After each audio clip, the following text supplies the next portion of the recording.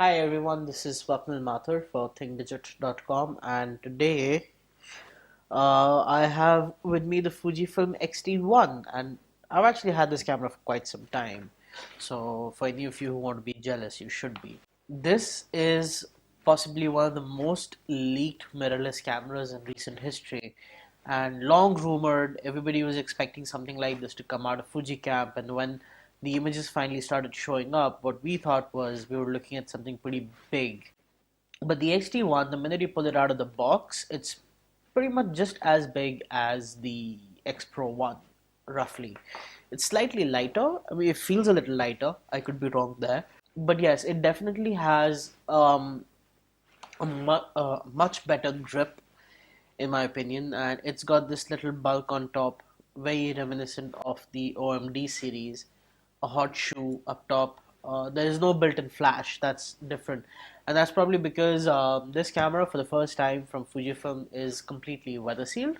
So a pop-up flash generally tends to have, it allows room for leakage of water. So Fujifilm's done away with the pop-up flash, but what they've done is bundled a flash for the hot shoe in the box. So that's the good thing. So I'm just going to take this off and show you what it's actually like. So as you can see, the camera is actually very thin. It's not as big as the images have made it out to be, and it's not even as tall as a credit card, and that's pretty amazing. The grip is very nice. It's got this little indent inwards where your fingers sit very comfortably. The dials are all there, but what's new is that there is an ISO dial over here. It's dedicated. It's pretty neat. Um, you can change your shooting modes from right here, from under the shutter speed dial. You can change your metering mode by this right here. It's pretty cool. So moving to the back, this is the novel thing about this camera. So Fujifilm didn't just take the very popular X series and plug it into a new body.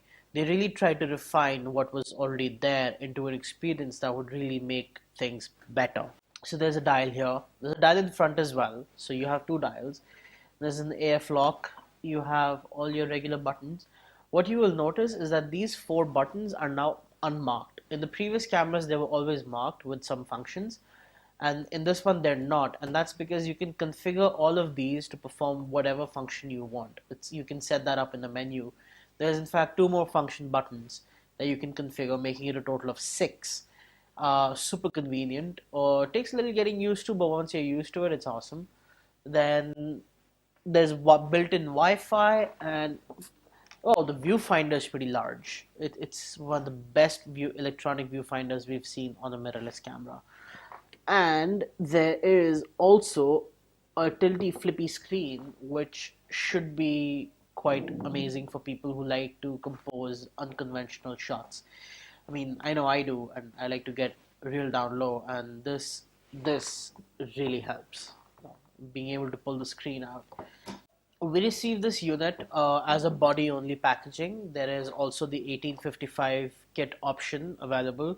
We did not know this at the time when we did our previous video, when we did the unboxing actually. So now we do. This is the body only option that we received, and then there is the kit option with the 1855 f2.8 to f4 lens. However, to test the camera, we received the 23mm from Fuji. So it's one of my favorite lenses. The 23, the 35, the 56, they're all amazing. And yeah, so the lens actually makes this camera look a little big, but you take out the lens hood and it's become a little smaller. If you use another lens, you like the 35, it'll probably look even smaller. So it's not too bad. So yeah, that's our first impression of the Fujifilm X-T1.